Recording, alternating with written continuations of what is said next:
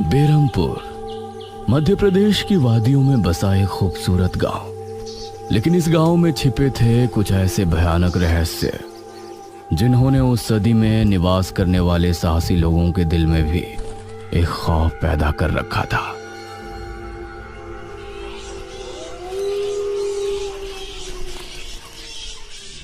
आज तो बहुत दिनों के बाद मित्रों से मिलना हो रहा है, बहुत आनंद आएगा।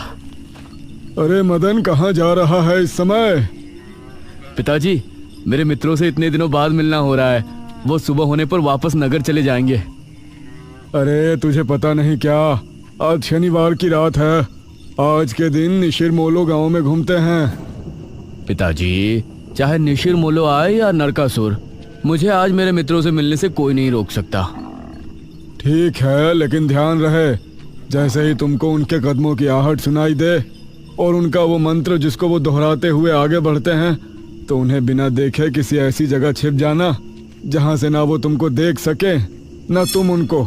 और जब तक उनकी आवाज आना बंद ना हो जाए उनके सामने नहीं आना। वो 4 भयानक आदमी होते हैं जो अपने कंधों पर एक ताबूत को उठाए होते हैं, और अगर कोई उन्हें देख ले तो वो जिंदा नहीं बचता। मुझे पता है पिताजी, अब मैं चलता हूँ। यह कहकर मदन घर से निकल गया, लेकिन उसके पिता के चेहरे पर उसकी फिक्र साफ नजर आ रही थी। निशिर मोलो आ जाएंगे और साथ ले जाएंगे। ऐसा लगता है कि हमारे गांव के लोग अभी भी दूसरी सदी में जी रहे हैं। वो तेज तेज कदमों के साथ आगे बढ़ रहा था। कुछ देर बाद उसे जंगल की तरफ एक पगडंडी वाला रास्ता नजर आया। यहां से जाऊंगा तो जल्दी पहुंच जाऊंगा, यहीं से आगे बढ़ता हूं। बिना ज्यादा सोचे वो जंगल के अंदर बने उस पगडंडी वाले रास्ते पर आगे बढ़ गया।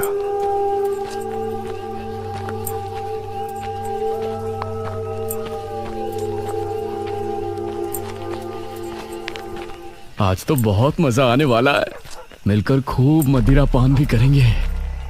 तभी उसे भारी कदमों की आहटों के साथ कुछ आवाजें सुनाई देने लगी। इन आहटों और आवाजों को सुनकर वह एकदम से चौंक पड़ा और उसकी आंखें डर से बड़ी हो गईं। हे भगवान! वो जल्दी से झाड़ियों की तरफ भागा और उनमें छिपकर बैठ गया। वो झाड़ियों की ऊंट में बैठा लंबी लंबी सांस ले रहा था। वो आवाजें अब और ज्यादा साफ होने लगी थी। उसे यकीन था कि अब वो लोग उसके करीब ही आ रहे हैं। उसने धीरे धीरे छिपकर अपनी एक आंख से उनको देखा और वो हैरान रह गया।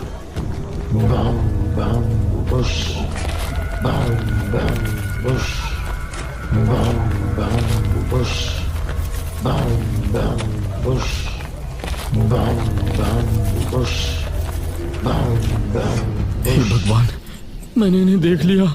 हाँ। मदन पूरी तरह से झाड़ियों में छिप गया और कुछ देर अपनी सांस तक रोके वहां छिपा रहा। फिर उसने धीरे से झांक कर देखा तो अब वो लोग कहीं नजर नहीं आ रहे थे। हाँ, लगता है चले गए। वो वहां से निकला और दोनों तरफ देखा तो वहां कोई नजर नहीं आया। हाँ, शुक्र है भगवान। उसने एक कदम बढ़ाया ही था कि तभी उसे फिर से वही आवाजें अपने ठीक पीछे से सुनाई देने लगी। उसने एक झटके से पलट कर देखा तो वो चारों ताबूत वाले शख्स ठीक उसके पीछे खड़े थे।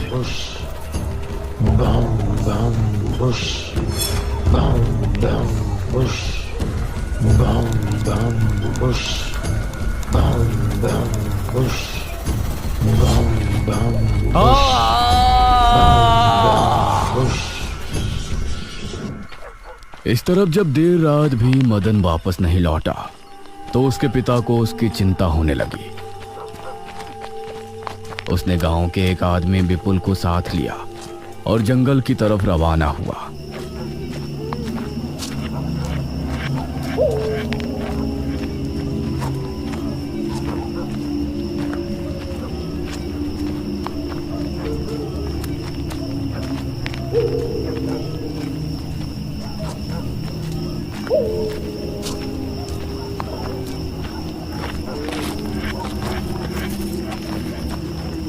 काफी देर बाद एक बरगद के पेड़ के पास जाकर उनके कदम रुक गए और आंखें खौफ से फट पड़ी।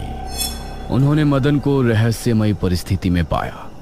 उसके चेहरे पर डर और आंखों में खौफ ऐसा नजर आ रहा था कि जैसे उसने हादसे से पहले बहुत ही भयानक मंजर देखा हो। मदन! 400 साल बाद अंधेरा जंगल, सुनसान रास्ता, चारों तरफ सिर्फ पेड़ पौधे और कोहरा। मेघना उनके बीच अकेली खड़ी थी। कोई है? क्या यहाँ कोई है? उसने कुछ कदम आगे बढ़ाए। उसके सवाल का कोई जवाब तो उसे नहीं मिला, लेकिन कुछ टपकने की टप टप की आवाज अब उसे बराबर आ रही थी। मैं यहाँ क्या कर रही हूँ? कौन लाया है मुझे यहाँ पर? वो खुद को वहां पाकर बहुत परेशान थी। तभी उसने देखा कि कोई चीज उड़ती हुई उसी की तरफ आ रही है। वो उसे हैरानी से देखने लगी। पास आने पर पता चला कि वो कोई विशालकाय भयानक पक्षी था। बचाओ! मेघना उससे बुरी तरह से डरकर भागने लगी और वो उसका पीछा कर रहा था। मेघना ने उसे पीछे पलटकर देखा तो वो उसको पकड़ने ही वाला था, लेकिन तभी मेघना एक पेड़ से टकराई। उसने देखा कि उस पेड़ से हरे रंग का पानी टपक कर नीचे गिर रहा था। मेघना उस हरे पानी को गौर से देख रही थी।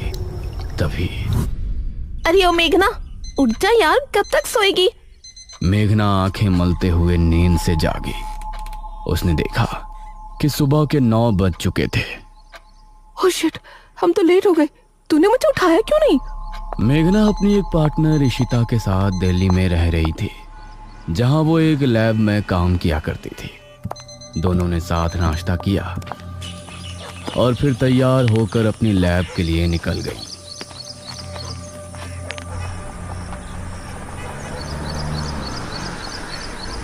तेरा ऑमलेट खा खा कर मेरा पेट खराब हो चुका है। रोजाना कच्चा ही बनाकर दे देती है।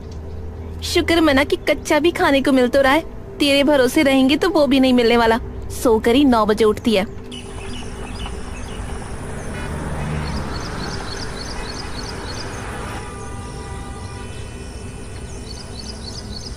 ये दोनों लैब में पहुंची और वहां जाते ही इशिता के पास प्रोफेसर जयदेव की कॉल आई। तुम दोनों ने इस बार बहुत समय ले लिया है। जो एंटीडोट बनाने का काम तुमको दिया था वो पूरा करोगे या नहीं? प्रोफेसर साहब, बस ये समझ लीजिए कि काम होने ही वाला है। आप हमें 3 दिन का समय और दीजिए। ये कहकर उसने कॉल काट दिया। तो इतने दिनों से प्रोफेसर को घुमा रही है। आखिर तू ये एंटीडोट तैयार करेगी कैसे? ये सुनकर इशिता ने एक किताब निकाली।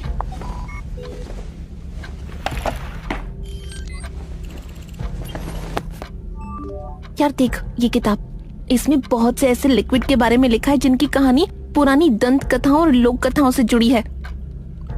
तो तू कहना क्या चाहती है? मुझे इस किताब में बहुत ही अनोखे लिक्विड के बारे में पता चला है, जिसे मृत्युंजय अमृत कहते हैं। हम उस लिक्विड का टेस्ट करेंगे और अगर वो हमारे काम का निकला तो उसे यूज भी कर सकते हैं। मृत्युंजय अमृत? देख, मैं तेरे साथ कहीं नहीं जाने वाली हूँ। ये सब बातें बकवास होती हैं। अरे देख तो सही, इस पेड़ से हर पूर्णमासी की रात ये हरा लिक्विड टपकता है। तभी मेघना ने देखा कि उस पन्ने पर किसी मृत्युंजय अमृत के बारे में लिखा था और उसमें ठीक वही पेड़ दिखाया गया था जो मेघना रोजाना अपने सपने में देखा करती थी। मतलब उस हरे पानी की बात ही इस किताब में लिखी थी। हे भगवान, क्यों हिला डाला ना, है ना इंटरेस्टिंग? मेघना ने कुछ सोचा और फिर जवाब दिया, हाँ तो हम दोनों कल ही बीरमपुर गांव के लिए निकलते हैं।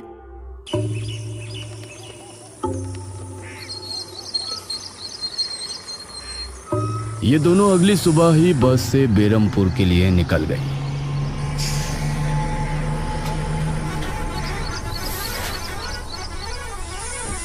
वैसे एक बात बता, तू मेरे साथ वहां जाने के लिए एक ही बार में कैसे राजी हो गई? मेघना ने सच को छिपाते हुए कहा, ऐसी अनोखी चीज देखने के बाद भला कौन नहीं होगा जो इसको देखना नहीं चाहेगा? ओहो, ये हुई ना बात। मैंने तुझे पार्टनर बनाकर कोई गलती नहीं की।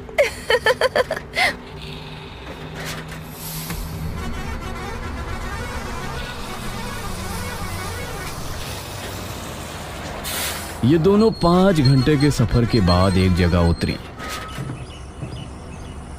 इनके ठीक सामने एक बड़ा सा गेट था जिस पर नाम लिखा था बेरमपुर। इशिता और मेघना ने जैसे ही गेट के अंदर कदम रखा तो अचानक से मौसम बदला।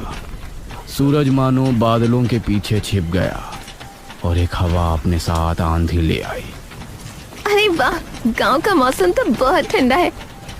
इधर गांव के लोग भी अचानक बदलते मौसम को देखकर हैरान रह गए। अरे ये क्या, अभी तक तो काफी गर्मी थी, ये अचानक आंधी कहां से आ गई? मुखिया जी, लगता है बारिश भी जरूर आएगी। इधर मेघना और इशिता दोनों ही गांव की तरफ बढ़ रही थी। यार, ये गांव के लोग ठीक तो होंगे ना? गांव के लोग तो ठीक ही होते हैं, अजीब तो हम शहर वाले होते हैं। ये बात तो तूने बिल्कुल पते की कही। इशिता और मेघना दोनों गांव के चौक पर पहुंची। वहां एक कुआं भी था और वहीं मुखिया भी 2 आदमियों के साथ खड़ा था। अरे बच्चियों, तुम दोनों कौन हो? अब नमस्ते जी, मेरा नाम इशिता है और ये है मेरी दोस्त मेघना। अच्छा बेटा, वैसे हमारे गांव में किस वजह से आना हुआ? वो असल में वो अंकल, हम लोगों को अपनी स्टडी के लिए 5 गांवों के बारे में लिखना है, इसलिए हम लोग यहाँ आए हैं। इसके बाद और 4 गांवों में जाएंगे। ओह अच्छा, फिर तो ठीक है बच्चों, हम तुम्हारी जितनी हो सके उतनी मदद करेंगे। जी अंकल, क्या हमें यहाँ कुछ दिन के लिए रहने के लिए कोई घर मिलेगा किराए पर? अरे बच्चों, तुमको किराए की घर की क्या जरूरत है? तुम दोनों जब तक चाहो मेरे ही घर में रह सकती हो। ठकुराइन वैसे भी लड़कियों से बहुत प्यार करती है। जी शुक्रिया अंकल।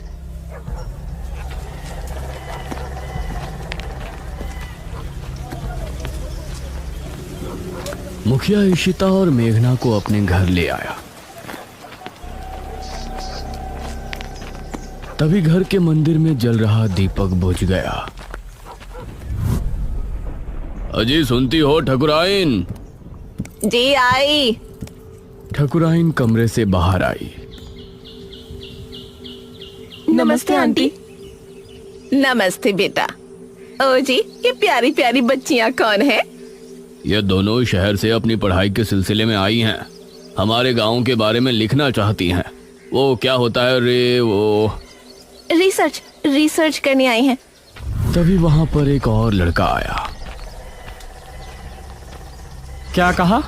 हमारे गांव पर रिसर्च? इशिता और मेघना ने उसे देखा। भला हमारे बेवकूफ गांव में आपको क्या मिल सकता है? ये सुनकर इशिता और मेघना हैरान रह गई। चुप करो अनुज, ऐसे कोई अपने गांव में बोलता है क्या? ये मेरा बेटा है अनुज। अनुज ने मेघा और इशिता की ओर देखा और उन्हें हाथ जोड़कर नमस्ते किया। नमस्ते। बेटा अनुज, जरा इन दोनों को वो खाली कमरा दिखा दो जो तुम्हारे कमरे के बराबर में है। ठीक है पिताजी। आओ देवियों। देवियों? अनुज कॉरिडोर से होते हुए उनको कमरा दिखाने ले जाने लगा। इसी समय गांव के मंदिर में बैठा पुजारी भगवान की आरती कर रहा था। तभी अचानक से दिया बुझ गया। ये संकेत तो ठीक नजर नहीं आ रहे। हे प्रभु, रक्षा करना। वैसे आप लोगों को रिसर्च करने के लिए यही गांव मिला था? अरे हम लोगों को 5 गांवों के बारे में लिखना है, तो इसीलिए जो भी गांव पास दिखा चले आए। इसके बाद और किसी गांव में जाएंगे। अच्छा, वैसे यहाँ कुछ ऐसा है जो कि रहस्यमय या ऐतिहासिक हो? हाँ है ना, एक राजमहल। राजमहल यहाँ? हाँ, 400 साल पहले जो यहाँ के राजा हुआ करते थे, उनका महल। वैसे अनुज, क्या तुम हमें उस महल में लेकर चलोगे? हाँ, तुम लोग जाना चाहोगी तो जरूर। तो ठीक है, रात को जब सब सो जाएंगे तो हमें वहाँ ले चलना। यह सुनकर मेघना इशिता को हैरानी से देखने लगी। रात के समय तुम लोग मजाक तो नहीं कर रहे? नहीं, हम तो चलने को तैयार हैं। तुम्हें डर लग रहा है तो बताओ। मेरा गांव है ये, मुझे क्यों डर लगेगा? ठीक है, ले चलूंगा, लेकिन पिताजी को और माँ को पता नहीं चलना चाहिए। ग्रेट। तो बताओ किस टाइम आ रहे हो? 12 बजे तक पिताजी और माँ दोनों सो जाएंगे। मैं उसी समय तुम लोगों को ले आऊंगा। हाँ सही है। ये कहकर अनुज ने उन्हें कमरे में छोड़ा और वहां से चला गया। ये क्या? हम तो उस मृत्युंजय अमृत के बारे में पता करने आए थे ना। अब हम ये राजमहल क्यों जा रहे हैं? अरे उसको सीधा पूछते तो उसे शक हो जाता ना। आज हम राजमहल चलते हैं और फिर कल उसे जंगल जाने को कहेंगे और वहाँ जाकर बातों ही बातों में उसे मृत्युंजय अमृत के बारे में पूछेंगे। ये सही है। इस तरफ गांव के लोग मौसम के बदलती ठंड से बहुत हैरान थे। पुजारी बार बार आसमान की तरफ देख रहा था, जहां उसे काला अंधेरा इधर उधर घूमता हुआ नजर आ रहा था। करीब 12 बजे जब मुखिया और उसकी पत्नी गहरी नींद में थे तो अनुज कमरे से निकला। अरे लगता है आ गया। इशिता ने उठकर दरवाजा खोला। हाय अनुज। तुम लोग तैयार हो? हाँ चलो, हम तो रेडी हैं। तो चलो। अनुज इनको लेकर घर से निकला और इन्होंने 2 गलियां पार कर ली थी। उफ, तुम्हारे गांव में हवा इतनी ज्यादा चलती है क्या? रोज तो नहीं चलती, लेकिन शहर की 2 लड़कियों के साथ लगता है उनके शहर का प्रदूषण भी आंधी के रूप में साथ आ गया। कुछ देर चलने के बाद ये तीनों एक बड़े से राजमहल के सामने खड़े थे, जिसे देखकर मेघना को कुछ याद आने लगा। ऐसा लगता है कि इस राजमहल को मैंने पहले कहीं देखा है। ये है राजमहल, राजा सूरजभान का। वाकई में काफी आलीशान है। यह कहते हुए इशिता ने अपने कैमरे में उसकी एक फोटो ली। हमें खिड़की से अंदर जाना पड़ेगा, इसका दरवाजा सालों से जाम है। ये तीनों एक खिड़की के रास्ते राजमहल में पहुंचे और वहां की हर एक चीज मेघना को जानी पहचानी लग रही थी।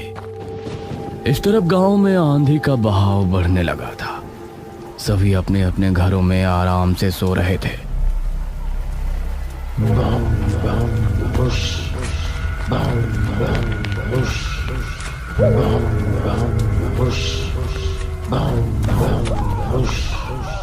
अरे ये आवाज तो निशिरमोलो। गांव के सभी लोगों के दिलों में खौफ उतर आया। उसी समय मुखिया के कमरे में गांव का पुजारी हड़बड़ाता हुआ पहुंचा। मुखिया जी उठिए।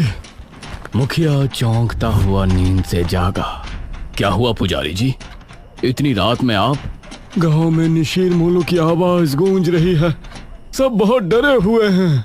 पुजारी जी, ये कैसे हो सकता है? निशीर मोलो यहाँ कैसे आ सकते हैं? वो तो कई सालों पहले सो गए थे। जरूर कुछ ऐसा हुआ है जिससे वो जाग उठे थे। हमारा मन बहुत विचलित हो रहा है। गांव के सभी लोग अपने अपने घरों में जाग चुके थे और डरे बैठे थे। यह आवाज सभी के दिलों में खौफ पैदा कर रही थी। मेघना, इशिता और अनुज तीनों इस बात से बेखबर राजमहल में घूम रहे थे। ये कैसी आवाज है? हाँ, मैंने भी सुनी। ऐसा लग रहा था कि कोई सिपाही भारी जूतों के साथ गलियारे में चहलकदमी कर रहा है, लेकिन दूर दूर तक कोई नजर नहीं आ रहा था। उसी समय गांव के 2 आदमी संपत और कप्ता जंगल की सरहद पर बैठे हुए जुआ खेल रहे थे। अरे संपत यार, चल घर चलते हैं, अब बहुत समय हो गया। ओहो, अब तू हार रहा है तो घर चलते हैं। अरे चुपचाप पूरी बाजी खेल, इससे पहले तो मैं तुझे जाने नहीं दूंगा। हाँ। यह सुनकर कप्ता फिर से उसके साथ पत्ते बांटने लगा। उन दोनों को यह आवाज सुनाई दी। तेज आंधी की हवाओं में उनकी आंखें बहुत मुश्किल से खुल रही थी। उन दोनों ने देखा कि सामने से 4 आदमी अपने कंधों पर एक ताबूत उठाए मंत्र पढ़ते हुए चले आ रहे हैं। संपत और कप्ता इससे पहले कुछ करते, वो चारों आकर उनके सामने रुक गए। हवा का रुख थोड़ा कम हुआ। वो चारों अपनी लाल चमकती आंखों से संपत और कप्ता को घूर रहे थे। इधर इशिता, मेघना और अनुज को एक दरवाजा खुलने की तेज आवाज सुनाई दी और वो चौंक पड़े। न जाने उस दरवाजे से कौन निकला, जिसको देखकर ये तीनों चौंक पड़े। वहीं संपत और कप्ता के सामने खड़े वो चारों शख्स जो कि निशूर मोलो थे, उनके कंधों पर रखा ताबूत खुल गया और उसके खुलते ही संपत और कप्ता की चीख पूरे गांव के लोगों ने सुनी, जिसे सुनकर सभी गांव के लोग डर गए। ये किसकी चीख थी जी? निशिर मोलो, ये चीख किसी अनहोनी की संकेत थी। निशिर मोलो आखिर कौन है? क्या है मृत्युंजय अमृत? और क्या संबंध है मेघना का इन सब से? इन सभी सवालों के जवाब जानने के लिए हमारे साथ जुड़े रहिए इस कहानी के अगले भाग में भी।